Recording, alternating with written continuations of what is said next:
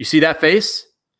That's what everyone in the whole place did, including us on stage. My mouth was open for like 20 seconds before I realized I was on stage.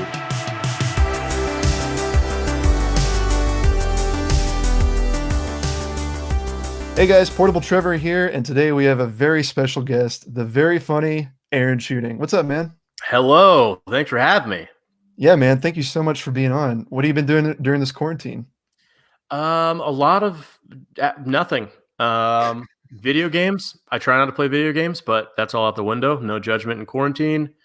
Watching a lot of stuff, catching up on shows, trying to stay creative, make some videos, get some work done on some scripts, things like that. But Nice. just hanging, being bored, missing friends and bars. Just like everyone. Do you find it hard to be creative during these times, or has it been kind of nice to work from home and have all this spare time? It's been nice. I feel kind of bad that I'm enjoying it for the most part, I don't wish this happened, of course, but Right.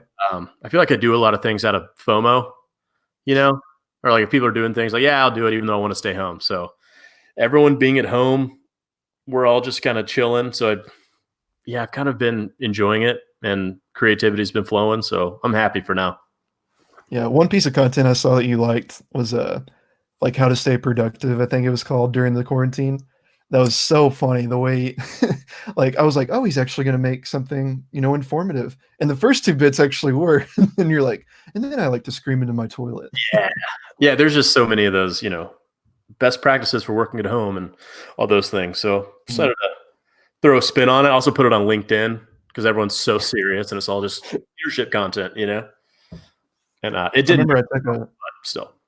Nice. I remember I took a class in college about LinkedIn, and it was just so professional, and it just made me hate the website even more. A class about LinkedIn? It wasn't like called LinkedIn class, but it was just like professional development. I think that's what they called it. But like 90% of the class was like beefing up your LinkedIn. That sounds awful. And it was. We had like a picture day. I went into class with like a blazer and took a picture, and I was just like, wow, I'm paying money for this. Really, a LinkedIn headshot? Yeah, and it's not even my shot anymore. Wow. Because I like grew a beard, so people wouldn't even recognize me. I need to check out your LinkedIn. Please don't. You're a pro. It's so out of date. But yeah, man. So what was the process behind making a video like that during the quarantine? Oof. It's mainly me seeing all this, quarantine content and the serious stuff, and either getting annoyed by it or thinking it's kind of dumb, Mhm. or just like people posting all these things like, be sure to get dressed when you just go to your living room and work. And it's like, people aren't really doing that. I can work for a week, but so I just decided to kind of poke fun at it, pretend like here's things I do to be productive, but then throw in a couple things that show I'm still like losing my mind. But yeah, I have my Canon 5D and just kind of have a little home setup. It's old. It's like a Mark II. So I have to like guess focus, or like hold my hand out and then I'll have to film it and then run back and see if it was in focus. And it takes a while, but I got the time, Yeah, totally worth it. It was a great video. And that's not the only piece of content you made. You kind of got your start on the internet with Vine. And yeah, Vine was like a crazy time for everyone, especially you. I loved a lot of your one of my favorites was I think it was like called a Vine that my mom wrote, and it was like Jason Bourne. It was like Jason Bourne, more like Jason Bourne again. And it was like it played like "You Are My Strong Tower." Oh yeah, yeah. I love this. I always enjoy bringing in the either the conservative or Christian stuff or stuff I grew up with that I can kind of poke fun at now. Like my mom had nothing to do with those Vines, obviously, but Totally. like a cheesy Christian joke. So I was like, I'll just blame it on my mom, And since you grew up like that, it kind of do you feel like growing up like that gave you a greater sense of humor for that, and you were able to like, you know what, this is totally okay to make fun of. It feels like it's this sacred thing, but you can make fun of it like this. Does that make sense? Yeah. I mean, kinda. It's if Christians are fine if Christians make fun of the things you do. If you're like on the team, it's fine. But if it's someone that's not a Christian, then they're like, whoa, that's offensive. So yeah, I mean, the whole Christian culture it's goofy. There's so many goofy things and people don't want to mention it. Like, eating the body of Christ and drinking the blood. That's pretty wild. Yeah. It's just so normal. So like, just kind of zooming out. I'm like, oh, we can kind of make fun of this. It's all weird. It's weird to people that didn't grow up like this. But you're also doing it in good spirit. You're not, making fun of the religion or saying like Christians suck or anything. Yeah. Just kind of being intentionally cheesy and, everyone can make fun of a church sign here and there without being like, you're an idiot for believing in this stuff. I would never. How do you feel about the whole, have you seen all the Kenneth Copeland memes? Like the spitting, spit on you, COVID, that thing. Yeah. He was like, I blow you away. Yeah, that guy is a mess. No. For a couple years ago, the whole private jet video. Do you remember that one? Yeah. Somebody like went up and asked him about it, and he like looked like he had a demon spawn out of him. It's a horrifying video. And he's also doing the whole Southern, misogynistic, like, sweethearts talking down to this female reporter. It's just bad. So he's been on my radar as bad news for years. So seeing him kind of, get made fun of by everyone now, it brings joy to my heart. Do you think most televangelists are that way? Most all of it doesn't sit well with me for sure. I don't know that lifestyle, it might've started with good intentions, but then it quickly, money's bad news. So if you like good intentions, then there's potential just to make millions and millions. People almost always are going to do that, and then everything's going to get warped and become bad. And I feel like that's where most of them are at now. That's like, have you watched Tiger King? Not yet. I really want to watch it though. Okay. Well, it's, Joe Exotic's just like doing these shows and magic tricks and breeding these cubs and whatever. But old footage of him, it's like genuine cares about the animals. It's all about the animals. And he's like, these animals should not grow up in cages, there's a sanctuary. We're trying to educate people, and then just how it like got perverted over the years and how he's cashing in on it. So it happens. Yeah, for real. Have you heard of Perry Stone? Name sounds familiar. Who's that? So he's actually a big pastor from my hometown. He had a video go viral. He was speaking in tongues, and he was being filmed, and he was like texting on his phone while speaking in tongues. Wow. And then he like made a video trying to like defend himself, and he was like, I was actually FaceTiming somebody that had cancer, and I was praying over them. And it's just like, I don't know if I should believe you.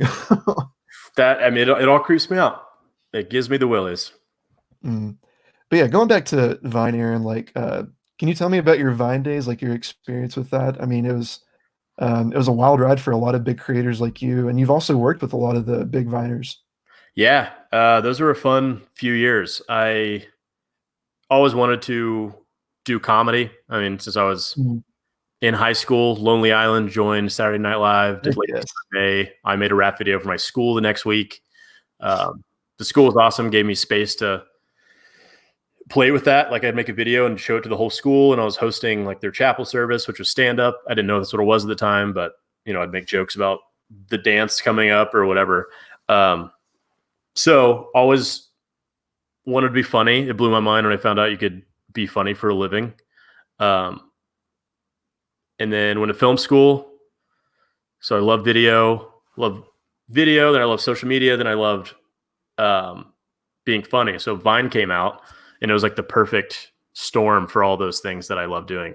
So yeah, hopped on that early. The community was insane. It's weird. It's just never going to be replicated, but like, had some great friends, and people would talk, and it's like what we're doing now when you just like have Zoom parties and whatnot. We were doing that all the time. So it's like hanging out with 8 people you just met on Vine. It sounds a little weird. It wasn't. But you just kind of get linked with like-minded, funny people from across the US. It was just a weird, tight-knit community. So I love that side of it. And yeah, did it for 4 or 5 years. Kind of started to get a bigger following a couple years in, then had a good couple years where I had a solid audience. No, I had a ton of fun with it. Nice. Has your sense of humor developed over the years, or have you always kind of had the same style and everything since you were in high school doing the Lonely Island videos? It's developed a lot. Like I see there's kids on Vine that were so funny, like 16, 17, just super witty and topical, and it blows my mind. I see stuff I did when I was a teen, and even like early Vines, which is only like 5, 6 years ago. So I was like 23, 24, and they make me want to die. Like I've changed so much. What I think's funny has changed so much. I was trying so hard in a lot of them, just overdoing it. Yeah, no, I've definitely developed. A lot of people, have it from a young age. Not me. It took me a while to figure out. Vine was a big discussion with some of my roommates a couple weeks ago, and we were asking like, "Oh, did you make Vines?" And they were like, "We know Trevor did," and I was like, "Yeah, let's not talk about those. I don't want to relive that at all." Right? They're online still. Do you know that? Yes, and I'm gonna make sure no one ever sees that. What's your handle? Just Yeah, let's move on. Okay. Yeah, it was just dumb. Like I remember I did this one. It was so bad. I was like 20 years old, and I was like, my friend Dustin was like, "Hey Trevor, go sit in that chair." And I was like, "I don't know how to sit anymore." And then I just like run and like jump in the chair and completely break it. I'm like, comedy, right? that's Vine humor. That's solid. Yeah. It also started to morph my brain to where I could only think in like super quick setup punchline and then like puns, just things you could get across in 6 seconds. Mhm. So like I've been doing stand up for a lot of years, and it like shifted what I thought was funny. I was just thinking with the Vine parameters always. So I was I glad. remember I was dating this girl at the time, and whenever Vine was like really big and like people were watching compilations and stuff, I would send her like a funny 2-minute YouTube video, and she would be like, "That's too long. Let's just watch Vines." I'm like, "Are you kidding me? 6 seconds is your attention span?" Yeah, it was perfect for the new, generation of instant gratification and all that. And everyone downloaded Vine immediately. Oh yeah. And a couple months in, Instagram comes out with video. I think they lost like 40% of users in that week because everyone was on Instagram. So it's like, well, if this has it, I don't need this other app. So yeah, that just kind of changed the whole landscape of social media. Oh yeah. And I remember, I think David Dobrik said this, but somebody asked him like, there needs to be another Vine. People were asking him like, "Dude, you need to bring Vine back," or something like that. Only you can do that. And he was like, "Guys, Vine was, a product of its time. Like it doesn't need to come back." Mhm. And it kind of has through like TikTok and stuff. And you use TikTok too, right? Yeah, I have the last couple months. Yeah. Nice. Do you like that compared to Vine or vice versa? Um, I mean, I do like it. I think it's very Mhm. fun. There's a lot more you can do with it. It's kind of grown up with the times. Um, but yeah, I mean, what Dobrik's saying, that's completely true. I think Vine was interesting because it was a kind of a novel concept there to video yourself and put out jokes like that. Mhm. Where now everyone will do a TikTok, as far as like, even though like, I'll just do a dance or like a little challenge or something. There's just a lot more accepted. But I feel like years ago, it was just the select few that would really put themselves out there and do that every day. Mhm. Yeah. I don't And know. you worked with some big Viners as well. I can't remember all of them. I remember you worked with like Cody Ko and Danny Gonzalez, right? Yeah. What was it like hanging out with them? They're great. Um, Danny used to live in Atlanta, so we got to hang out a ton for about a year where we became friends. Then he moved back he went to LA. Now he's in Chicago. Mhm. He's a sweetheart. Him and his wife Laura are great. Cody's super fun. Everyone, I mean, I really enjoyed everyone I got to meet and make stuff with from Vine. That was one great thing about it. It's not, you don't get like catfished. It's like you see people, you see their sense of humor. It's like no one was super different than I thought they were when we hung out. Mhm. Um, and we like once a year, a bunch of people would go to New York and just hang out for a weekend. Like I remember we had a group of like 50, 60 Viners. We'd like take over a couple bars. It was super, super fun. That's awesome. I remember that was such a weird concept to people. I think I remember Marcus Johns and Brittany Furlan. They collabed, and people in the comments were like, "How did you guys get together? This is so crazy!" And then Marcus like came out the video. He's like, "Hey guys, this is what it looks like." And he literally just like DMs Brittany, and he's like, "Hey, want to make a Vine?" And he's like, and that's it. That So crazy. was it ever that simple, or did you ever have to jump through some hoops? I mean, it was that simple. And there are times, Sunny Mabry, who's a good friend, she's very funny. She was funny. She's very funny. Moved to Atlanta recently for the film industry.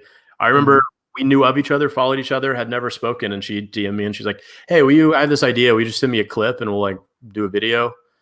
It was cool like that. I mean, you just see someone you respect or think is funny and like, hey, let's make something together. It's very collaborative.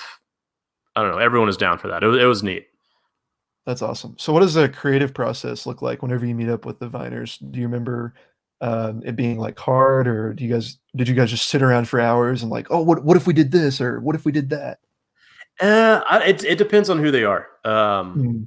I remember Chris Melberger was one of my best Vine friends, and I lived in New York for a couple of years. He was in Jersey, so we got to see each other a bunch. But we have a very similar sense of humor. So yeah, you'd hang out with those people, and always in the back of our heads was, I need to make a Vine, if you're with them or not. So it came naturally if you have similar senses of humor and you vibe well.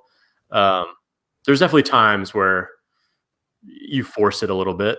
One of my favorite Vines I ever did was there's like 10 of us. Vine flew us up to New York to meet with some of the people there and try to make the app better, like a focus group kind of thing. We're all staying in the same hotel, so we all hung out in a room and did like a big group Vine. We did a like charades joke thing where I was like, I was one of the guessers. Cole Hirsch, one of my favorite people on the internet. He's acting out charades and doing like big and hairy. And people are like, Santa. And he's like, no. And then he does like this, talking about, and then everyone just immediately points to me. And it's Gabriel Gundacker, who's he's just a genius, had the idea. It sounds so stupid. I never talked to a Vine like this. They're like little, and it was like Aaron, and then Gabe off camera goes, "Oh, because of his little penis." I've ever heard. Dude, Gabriel is so funny. He is so funny. So like that was fun that we're all just hanging out. I was like, I have an idea. And everyone's like, hell yeah, let's do it. And then, because Gabe was there, because Cole was there, it made it so much better than it would have been if I just did it at home. Nice. Kyle Harris, what's up? He says, Trevor Aaron, what's up? Hey. Dryden, it looks like he beat you to the punchline. LOL, the tiny penis one. Yep. That's so funny. Who were some of your favorite Viners to work with? Chris is up there. Danny is incredibly dry and funny. I did a sketch with Danny called Two DJs. That's one of my favorite things I've ever done. We just had so much fun making that. It's where two DJs show each other their new tracks, and like there's always samples. So it's like drop the bass and then something. But in all those little samples, we'd have a conversation.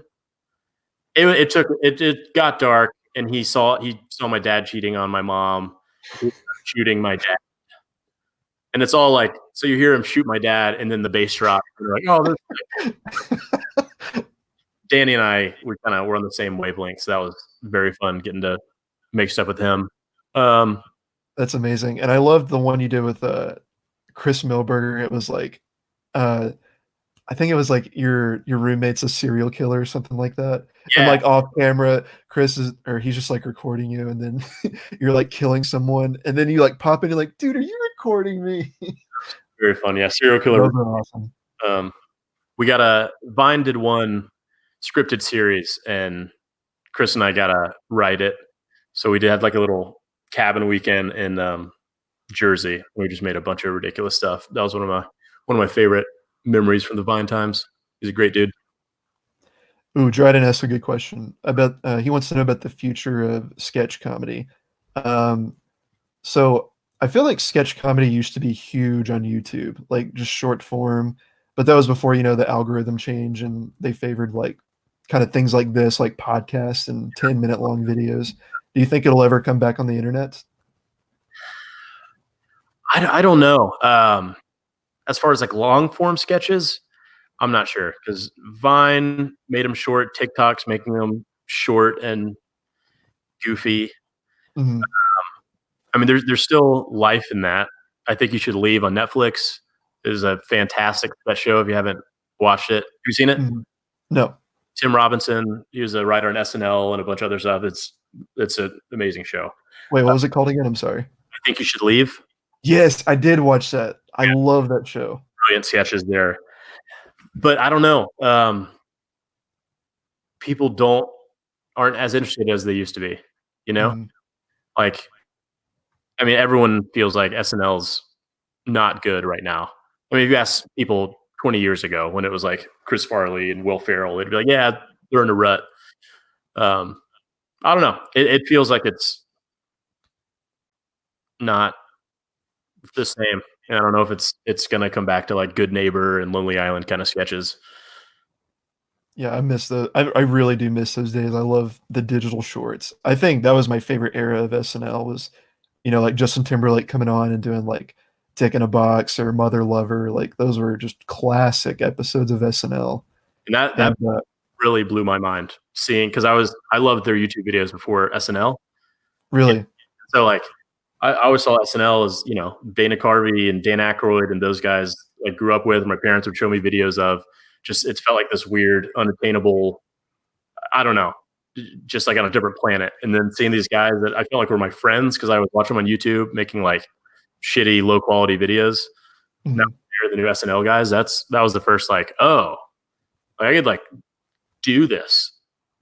I'm not gonna be on SNL probably, maybe I don't know, but I was like, I can like putting dumb little videos online could lead to something bigger. So, Did you ever try to pursue that? Like really trying to be on SNL? um, it's not really something you pursue. Um, Right. them being who they are, they just kind of pick and choose the people they want. Right. One So, of my biggest complaints with SNL right now is literally I think he's the funniest one. They have Kyle Mooney who started online. He's literally like the funniest dude in the cast, and he never gets in the big like SNL shorts. it is very, very sad. Mhm. And some of the cut for time sketches they put on YouTube where Yeah, Kyle's being Kyle, they're the best things I've seen from SNL in a long time, and they don't get on air. I Uh, agree. yeah, I don't know. Yeah, Pete Davidson, Leslie Jones, they don't do it for me. Really, I kinda like Pete sometimes. Yeah, I don't know. I mean, different breed. He's a stand-up, not really a sketch guy, and when he's in a sketch, Mhm. it's him. He's not like a character actor, really. But yeah, I don't Who know. are some of your, like, comedic inspirations? Oof. Steve Martin is gonna be my favorite all time. I think he's a favorite that I'm so unlike, and I could never do what he does. He's so goofy. I'm much more like dry and try to like jokes are written. I say something and it's hopefully clever, or he's like he can make anything funny because he's just so goofy and out there. So it just kind of fascinates me. Uh, Mhm. Nate Bargatze is my favorite stand-up comic. Oh, he's so awesome. Yeah, Nate I is love him. special. From Tennessee, very dry. He has two specials on Netflix. The most recent one, Tennessee Kid, is amazing. He's also clean, but doesn't feel like it. You know, like Yeah.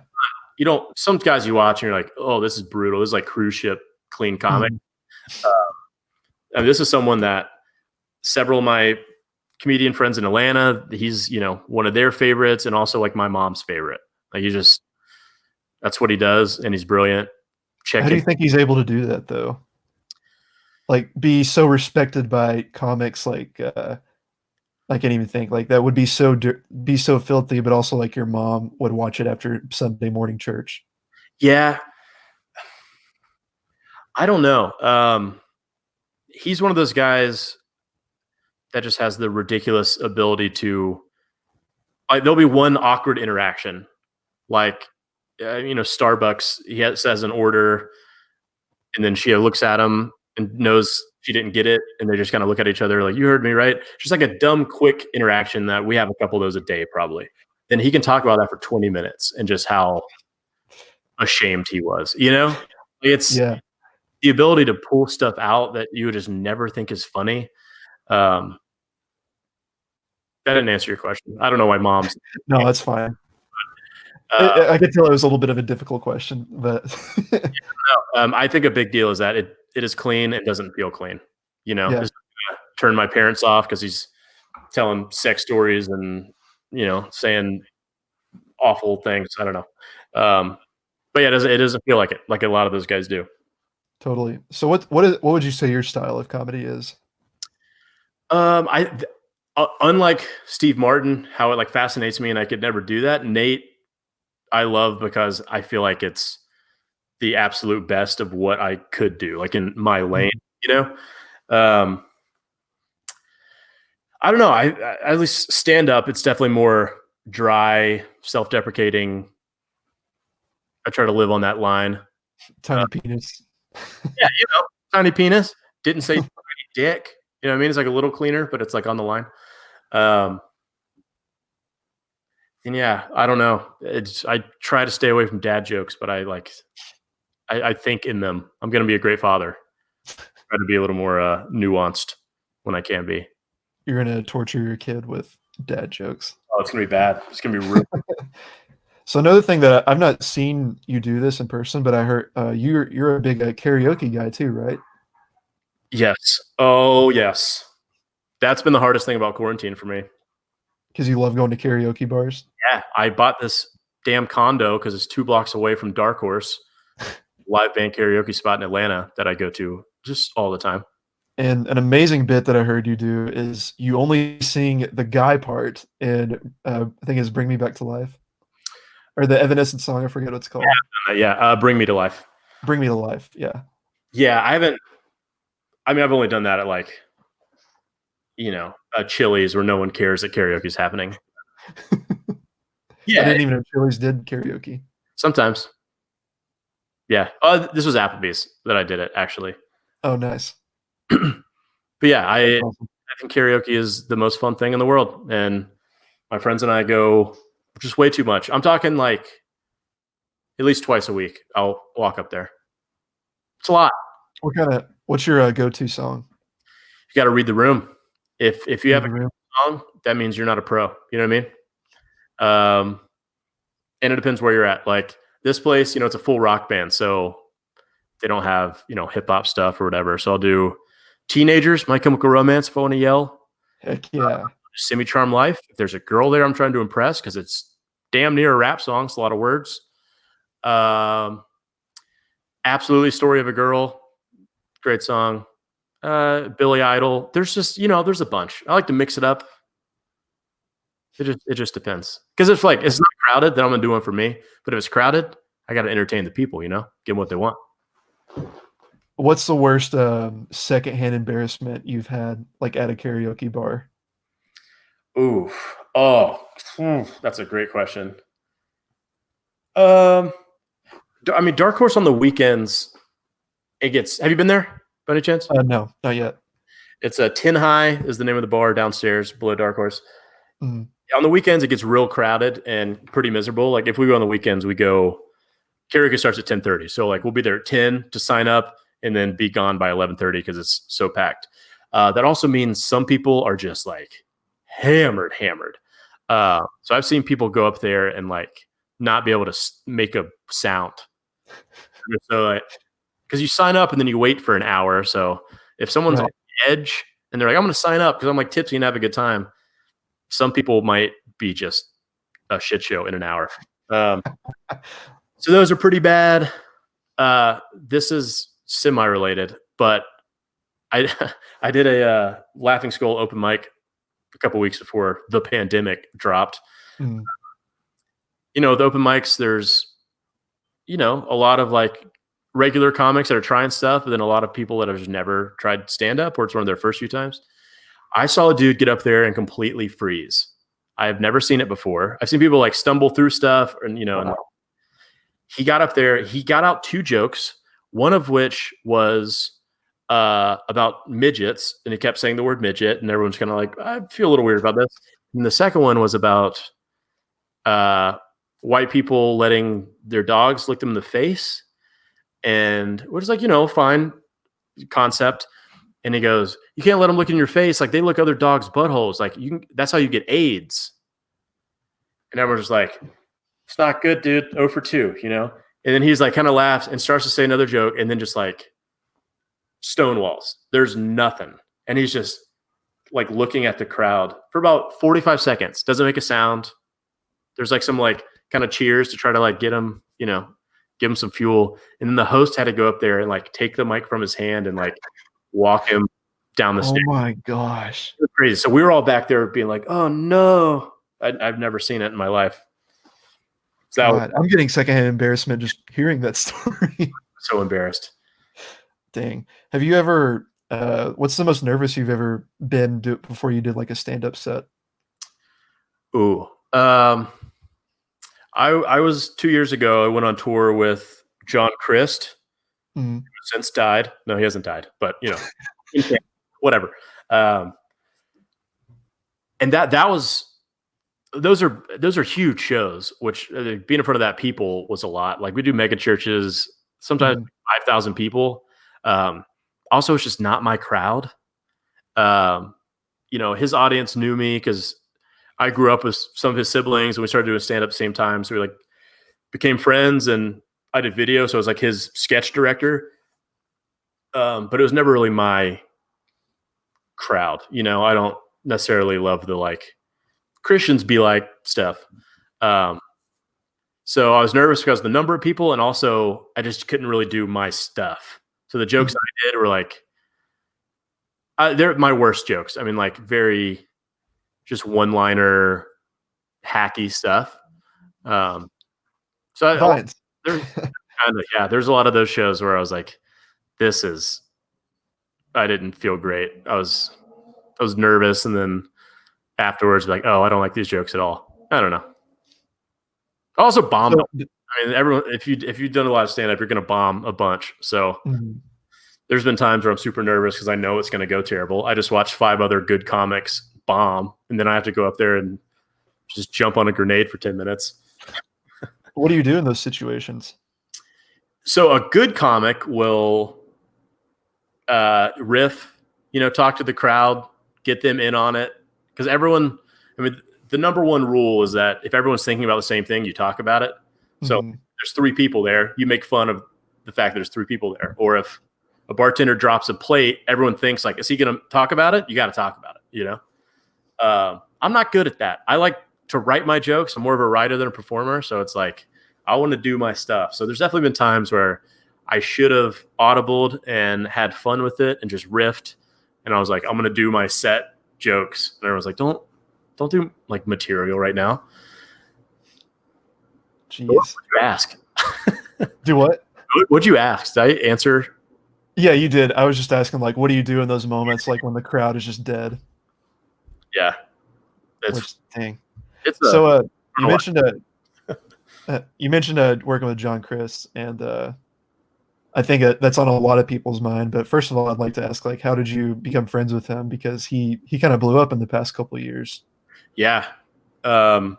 So his family, the Chris, are like the royal family of Lilburn, Georgia. Really? His dad is the mayor now. He's like a big pastor over there. Before that, 7 kids in that family. And they all went to Providence Christian where I went. So John's 5 or 6 years older than me, but I knew all his younger siblings. Like went to homecoming with his sister. I don't know. So we kind of knew of each other. He started doing stand-up in Denver. I started doing stand-up in Atlanta, and we followed each other. So neither of us had anything going on. So like when he was back home, we just got lunch and just kind of started hanging out. And so got some video ideas. So the first video we did, it was called Christian Music Record Deal. Yeah, so I was about to bring that up. Yeah, that did really well for him. So we just kind of kept making videos, and he kept figuring out his lane and got super good at it.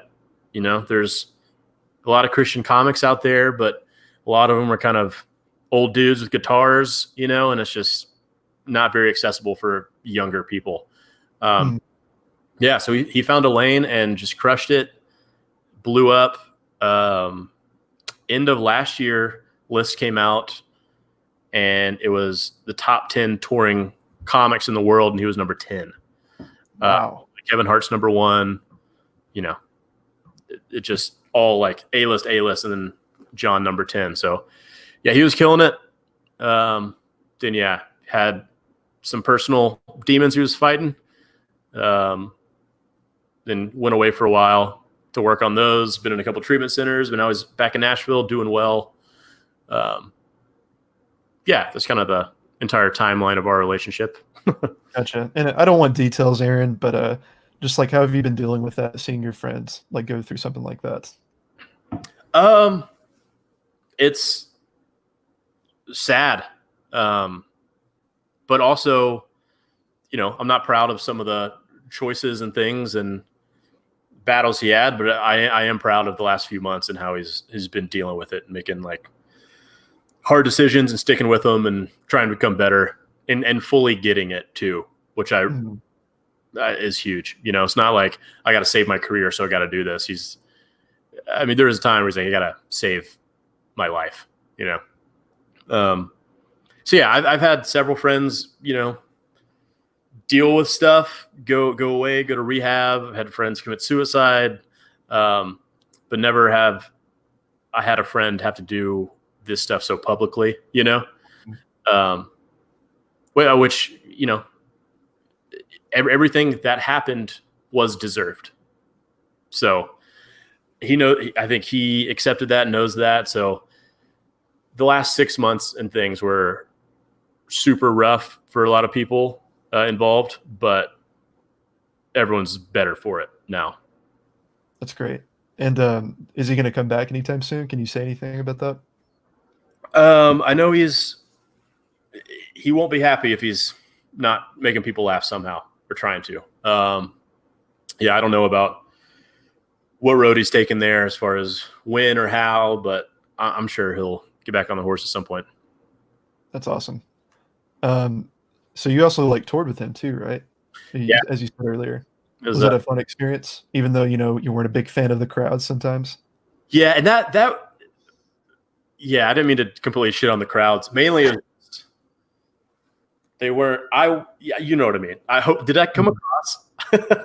Yeah, I think you were just saying like, I mean, you weren't like, oh, these are the worst people ever. They're church people. Like you were just saying like, you know, it doesn't match your material. Yeah, so I get it. People, but as far as like my comedy, and it's just I had to like play a character. You know what I mean? What were we talking about?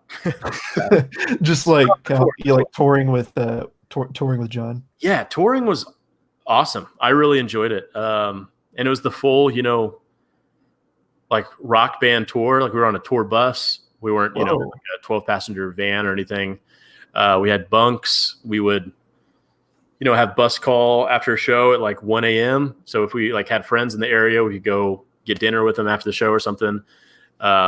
We'd go to bed and then we'd wake up in a new city. You'd travel, but you wouldn't feel it. I thought that was pretty crazy. Yeah, meeting people, just going to cities I would have never gone to. And a few of the comics, Dustin Nickerson and Aaron Weber, Mike Gooden's another comic, we all just became really close. Because we were just, you know, when you're on those tours, you work for 10 minutes a day. Like you just do your set. So yeah, we had a lot of time to hang out, a lot of golf. I had a blast. I mean, have you toured before? No, I've done like weekends before, but like locally, like an Athens weekend, things like that. Never done a tour like that. I mean, that's nuts. Even for comedy, like a Nate Bargatze, one of these like A-list comics, they do weekends, you know, they do like a weekend at the Phoenix Improv and have a bunch of shows. So they just like fly out, do that, come back. Doing like a full 18-wheeler and 2 tour bus tours, that's just insane for comedy. So yeah, that was just a wild experience. Super glad I got that under my belt. Learned a ton, met a lot of great people. It was a great experience. That's awesome. Have you ever had an experience, like I've heard so many comics do this, like they'll just pop in at a random like comedy bar and be like, "Hey, can I do a set here?" Just to get a test out. Have you ever been like doing your set there and then a random like big name comic just popped in? Oh yeah. I was closing out the open mic at the Atlanta Improv that used to be in Buckhead. They tore it down a couple years ago. So, you know, I performed there a bunch. They knew me, so they put me at the end where if you don't know people, you don't want to put someone just first trying stand up at the end, you know. So they're like, he's not going to just bomb his ass off, so Aaron can go at the end. And so I'm about to go up, and I have friends that have waited through a 2-hour show to see my set. And they're like, "Hey, Ron's going to go up before you." And I was like, "Okay." I don't know who that is. Who's Ron? Yeah. They're all 5-minute sets. So I was like, not a big deal. And then I see it's Ron White. Whoa. Yeah. I mean, I have a glass of whiskey. And then I was like, how long is Ron White going to do? And like, usually does like 30 minutes. And I was like, no, please let me go before him. Like, don't make this like, you know, all-star comedian do 30 minutes and me do my little shitty 5 minutes at the end, you know? Yeah. How do you follow up with that? Yeah. So they're like, he wanted to go. So I just went up to him.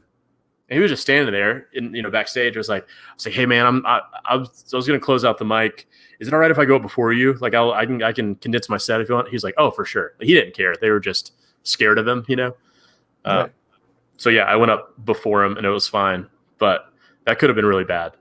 Yeah, I could have, if I would have let that happen, I could have said Ron White open for me, but I didn't. I have living in New York too. I saw some killer drop-ins. really. The best one was some local show. It was midweek. It was half full. It's probably 20 people in the room, audience members. Kind of a long show. So we're probably there like hour, 45 minutes. Last comic ends. The host comes up. We think he's going to be like, "Thanks for coming. You know, have a good night." And he goes, "Hey, got a surprise. We got one more comic for you."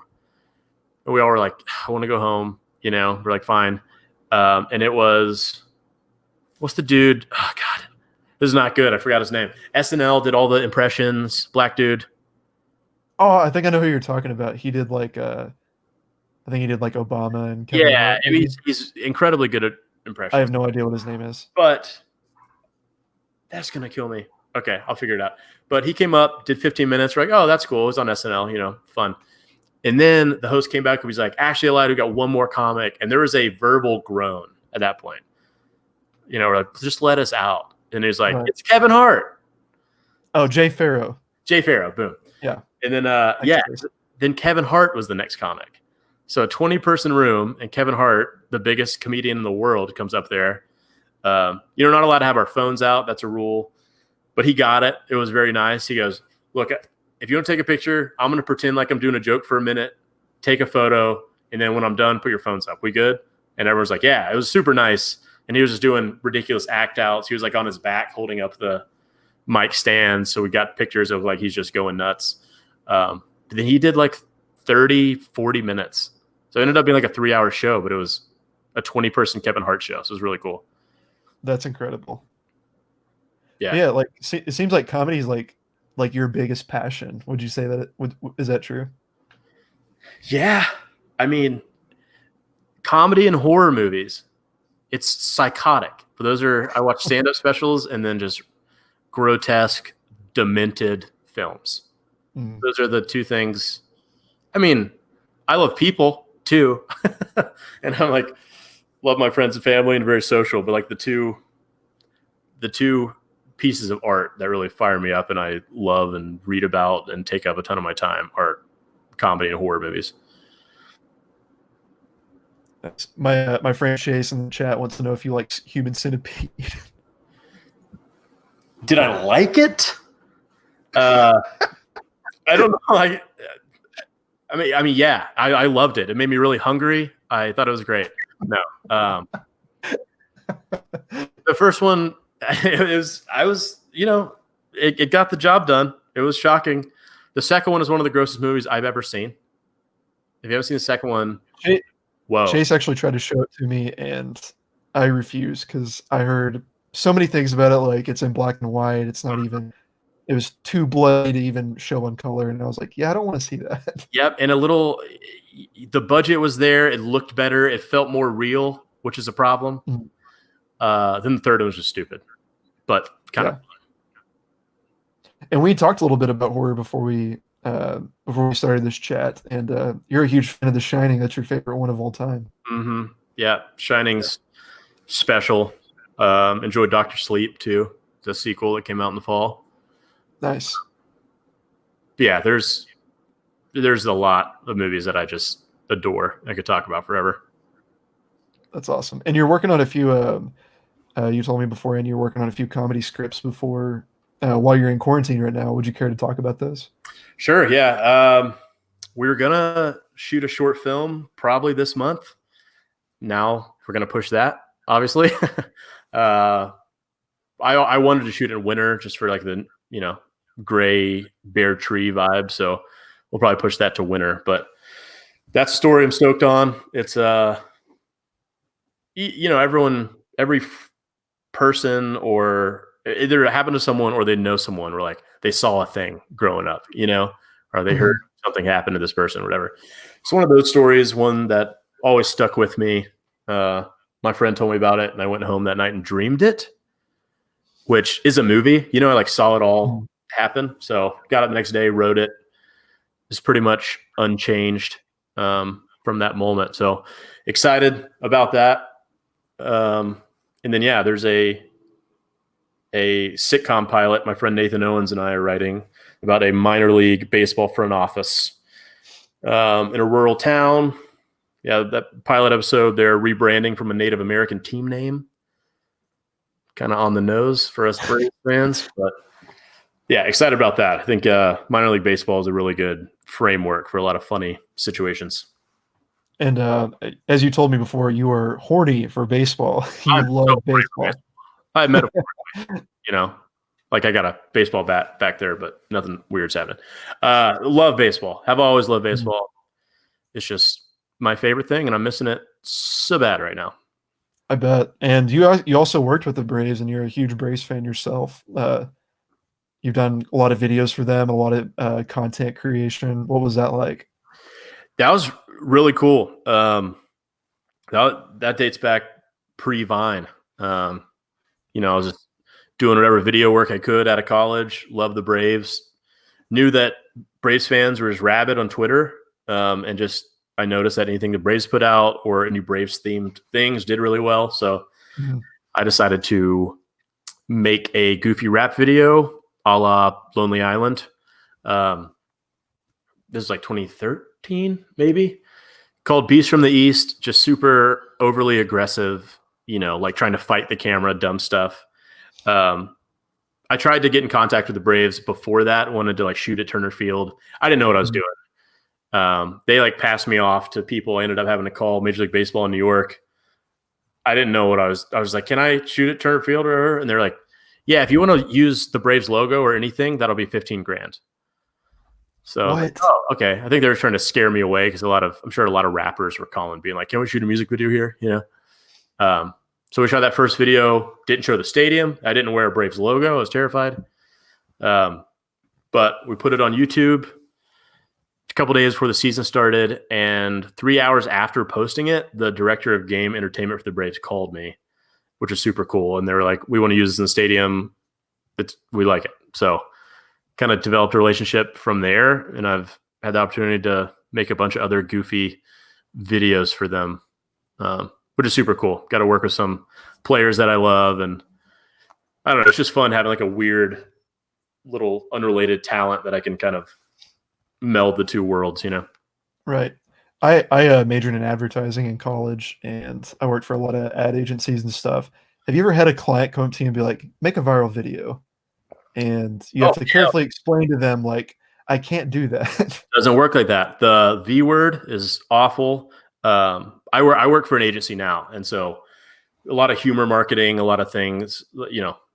It's like those conversations I had with the clients, but now it's just bigger clients that are saying the same stuff. They say viral. They not so much the last few years, but Dollar Shave Club, those commercials that were genius. Those and Old Spice commercials. Everyone thinks that they have this brilliant idea. And they're like, I want to go viral. Maybe something like these. And I want to be like, I have 5 more emails in my inbox that say the exact same shit. Yeah. So what do you say do you usually just say, nope, not going to help you? Or do you kind of explain to them why, or do you just kind of do what they want you to do? No, that's never like a hard no. That's just like I would love to go viral every time, but it's not a formula. It can't just happen like that. You just kind of got to blow up their expectations a little bit and kind of talk about options and what could work, things they need to highlight. I don't know. It's just kind of, coaching them through what they should actually expect and what's possible. It is possible to go viral, but if you're like a cloud storage blockchain company and like, we want to go viral, like it's probably not going to happen. You know what I mean? Right. Yeah. And with all the Vines and like TikToks that you've made, and even just like Twitter videos, like any kind of content that you've made through your personal brand, did you ever make a video and maybe you didn't? I don't think you were like, this is going to go viral, but did you ever like watch one and you were like, this is going to be a hit, like it's going to get quite a bit of views? Yeah, that's happened a few times. There's one Vine.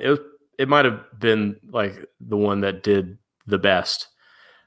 But so I was in Walmart one day getting Walmart stuff, and I'm just walking down an aisle. I mean, it's pretty hack, but it's also perfect. There's this Guy Fieri pot set. Do you know the video I'm talking about by any chance? Yes, I love that one, but please keep explaining it. So there's a Guy Fieri like pan set where this is just big greasy face on it. Guy Fieri's hack now. It was kind of hack then, but whatever. And then right above it is the sign and the $69, also hack, but them together. So I stood in that Walmart in that little intersection of aisles for probably 30 minutes, making every kind of video I could think of, like zoom ins, like selfies with it. I ended up doing one where I was just like walking down the aisle and I see Guy Fieri and I'm like, nice. And then I look up and show the 69 and then I start crying because it's so beautiful. And I put Coldplay's Fix You on it, the part where Chris Martin's swinging the damn light around and, drums come in at the end just for maximum emotion. So that did really well. I knew I stumbled upon gold. I mean, without anything I did, I just saw it and I was like, this is from God. This was the perfect opportunity for you. This is a sign. Yeah. That was one where I was like, all right, the stars have aligned. This is going to crush. So I think that's a good thing to talk about though. Like you mentioned, like, this one thing is a hack and this thing is a hack, but them together is a beautiful thing. So like, what's your opinion on like kind of hack, like comedy things, but you don't think is there things that you don't think you should joke about with that? Or if it's done tastefully, it can be funny. Does that make sense? I feel like I'm rambling. No, that makes total sense. It's a fine line. Everyone's different. There's like, Anthony Jeselnik. Do you know him? Yeah. The things he talks about are evil. I mean, he jokes about the darkest stuff. And he, pulls it off. That's his whole vibe. You kind of know what to expect. Everyone's different. I posted something on Instagram today that was funny. I think, I love dark humor a lot, but like, that's not normally what I do online. So I think if I just sprinkle that in, it's going to shock people. They're not used to it. John Prine just died, music legend. And today I saw a billboard for Shaky Boots Music Festival, which has since been canceled because of COVID. And John Prine is a headliner. So I took a picture of it and posted it and was like, they just canceled this festival. So John Prine's like double not playing it. You know what I mean? Because he got canceled and he died. So there's just like stupid, Yeah. nothing disrespectful. I'm not glad he died. He was great. He's a legend. But then people just were mad. I knew I was going to delete it, but I deleted it pretty quick. I didn't see that one. Yeah. So, I mean, there's hundreds of examples, I think, in like comedy that does dark and tasteless things tastefully. Like, I think South Park is a great example. Like, they did just the worst things ever on that show, Yeah. but they always came out on top. Nobody was. I mean, they've had plenty of articles posted about them, but nobody was like trying to say cancel South Park. These guys suck. Or For so. sure. Yeah, like how do you do like a joke like that tastefully? I think that is context and brand is huge. Like a Jeselnik, you know, he says something now and you're like, that's what he does. Right. In South Park, whenever people talk about something awful that they said, everyone follows it up with, but they make fun of everybody, you know? Mhm.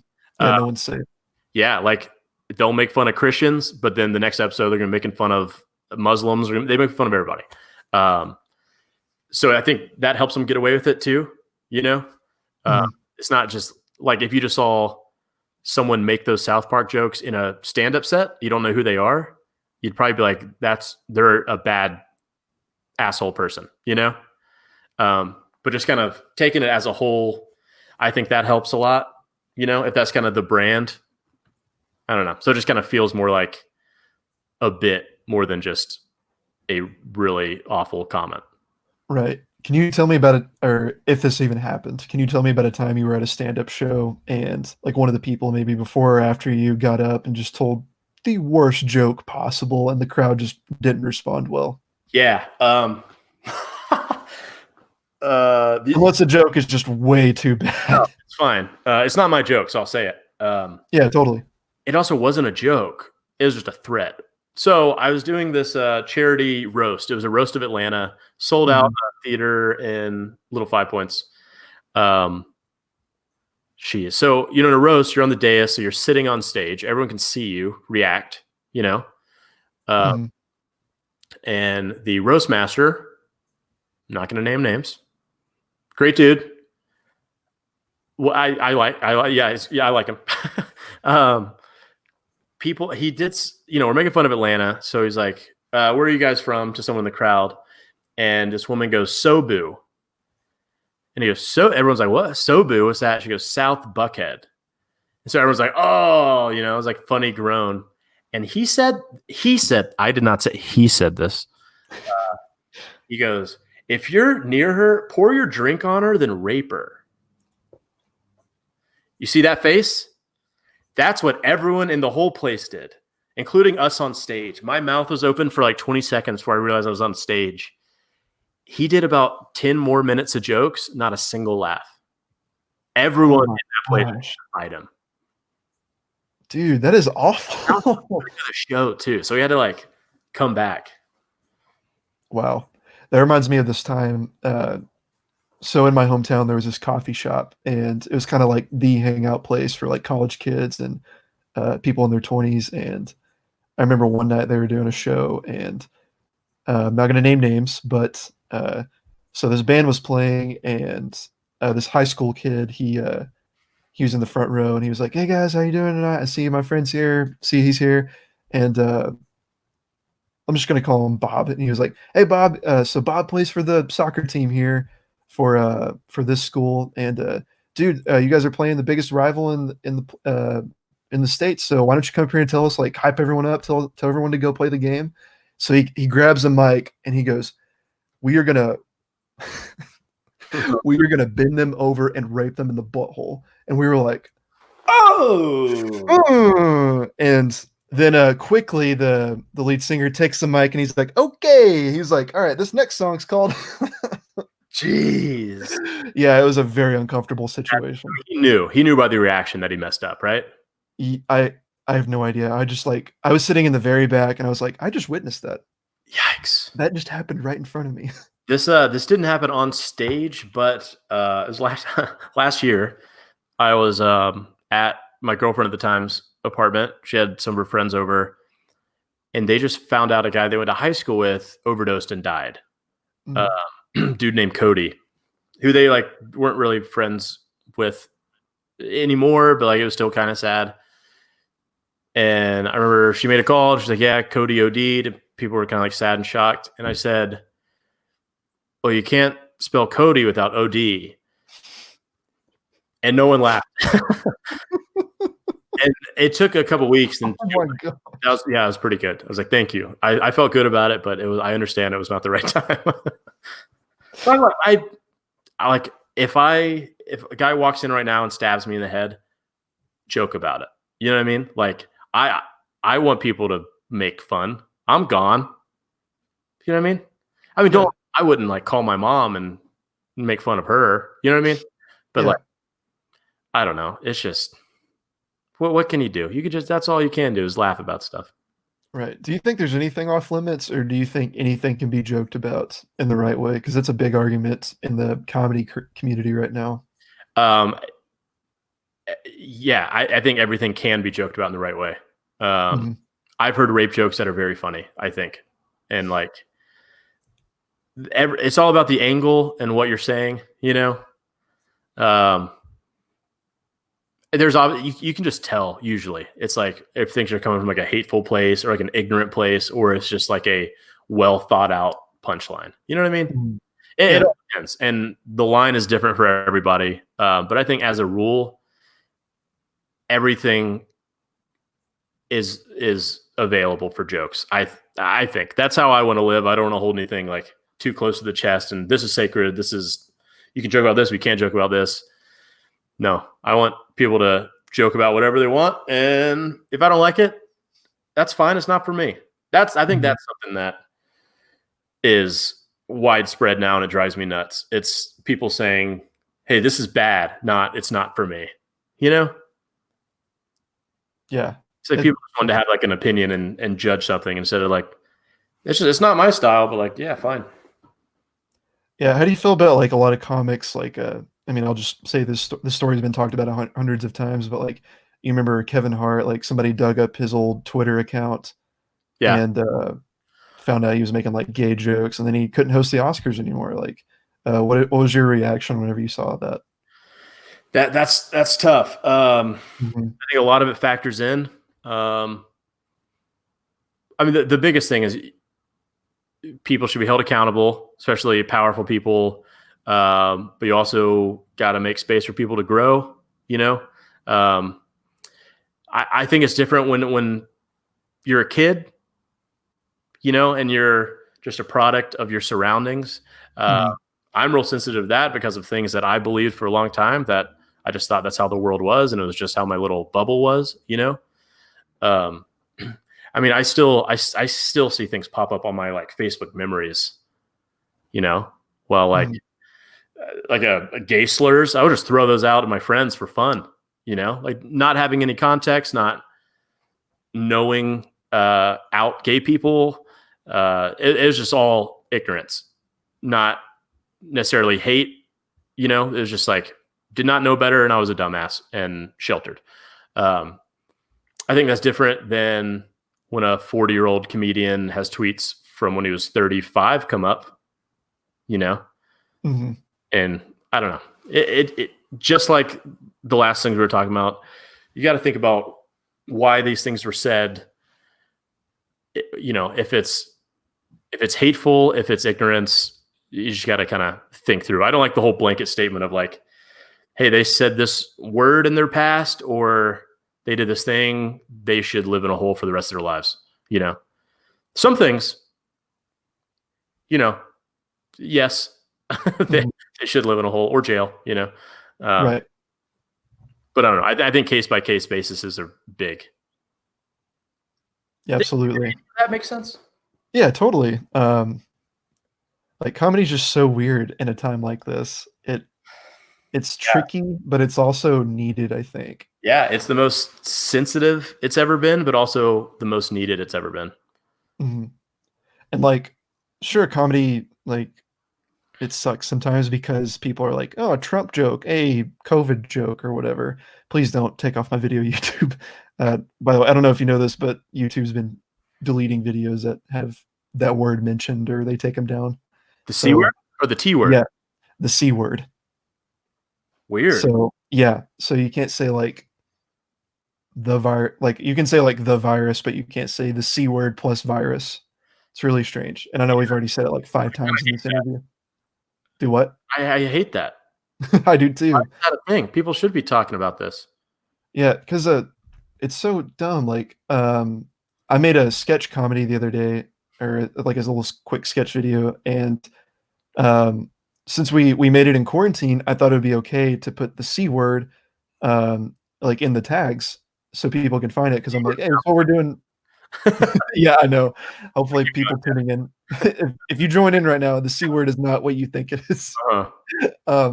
But yeah, I put it in, and then as soon as I uploaded it, YouTube deleted it. They sent me like an email. It said, "Hey, you can't say that now. Don't say that word." And I was just like, "Why?" No, that's bad. They want us to like live in the dark. You know, you gotta talk about this stuff. What the Yeah, hell? from their perspective, I feel like it's uh, just to stop the spreading of misinformation, which I kind of get, but at the same time, it's like, what if I want to make fun of this? Right. Like, I want to say it. Like, there's so many things. Like, the floodgates of comedy have opened for the C word. It's absolutely true. Yeah. I think that's psycho just to block a whole word, any content that has it. That's Yeah. the thing. Like the whole blanket solution is never the right thing. Well, you know what I mean. Mhm. If you murder someone, you should get in trouble. Like there's things like that we can say. Well, totally. But yeah, Aaron, so it's been about an hour. Thank you so much for coming on. Is there anything else you want to talk about, man, before we close? Anything else you want to talk about? What's your Yeah. karaoke? So I've only gotten up on stage and done one karaoke song ever, and Okay. it was All Star. Solid. All right. And have you ever been to Chattanooga? I have. Have you been to Sing It or Wing It? Yes. Yes, that's where I sang it. That's And like it on was stage. That's some pressure there. yeah, it was pretty fun. It was on Halloween night too, so big crowd. Wow. That is the one like the stage and like streamers in the back. Yeah, Yeah. Yep. I was there last year. That's awesome. really. Yeah, Yeah. that's a fun karaoke bar. Yeah. I sang a couple times there. I did Blurry by Puddle of Mud. Nice. Huh, you know, bro rock voice. Gotta Nice. clench your butt, you know. I've been really getting into like Nirvana and stuff like that lately. So Yeah. I feel like if I were to go up on stage, I'd probably do like Smells Like Teen Spirit or something like Damn, that. that is such a banger, that song. And it I is so know. high and like just powerful. It's great. Yeah. I'd probably sing it terribly, but Kurt Cobain would probably be laughing right now if he saw it, but it'd be so much fun. Yeah. They have it at Dark Horse. You got to come do it. Oh, totally, man. As soon as the drums go, Oh, yeah. I'll get immediately hype. Hell yeah. It's a release. I need it. I mean, as soon as this is over, I'm going to go scream into a mic. I'm having karaoke withdrawals. I heard Sugar We're Going Down on shuffle the other day and I started shaking. It's bad. You were like, I have to sing this in front of a crowd right now. Have to. I'm about to pull Italy and just open my window and just belt it out. Nice. What's the very first thing you're going to do after the quarantine? That's the craziest thing is like, you know, they can lift the whole, you know, lockdown thing, but like, when are we going to feel normal? Like any of the normal stuff is still going to be, I can't go to my regular bar with 30 people in close quarters, you know? I don't know. I'm going to just tongue kiss all my friends. I just want to tongue kiss all the boys. Yeah. I mean, just lick them up and down. Miss everybody. Just, isn't that, it feels so weird how normal this is now, this quick. Like, I'm just scared of everyone. If I'll go, you know, on a little like run walk and just like, go in the street, get so far away from people. I just can't even remember like walking into a bar and hugging friends, you know? Yeah. Like I live with 5 roommates and I mean, it doesn't matter what we do. Like, you know, we're living together. So like sometimes we hug each other, but I'm just like, I want to hug someone I haven't seen in a month. Yeah. It's strange. I don't even know. Mm. I don't know. I consider myself an introvert, but I feel like I'm starting to become an extrovert just through this. I'm like, I have to see people. yeah, I mean, being introvert's cool until it's forced, and then you're like, no, I don't want that. Yeah. But Aaron, thank you so much for being on the show, dude. I had a lot of fun. Yeah, dude, it was a blast. Thanks a ton for having me. Yeah, totally. So thank you everybody for watching. I think we had 7 viewers. It's pretty good. Oh, hell yeah. 7. So all right, thank you, Aaron. See you, everybody.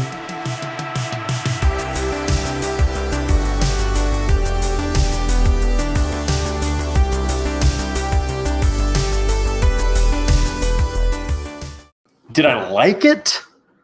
I don't know.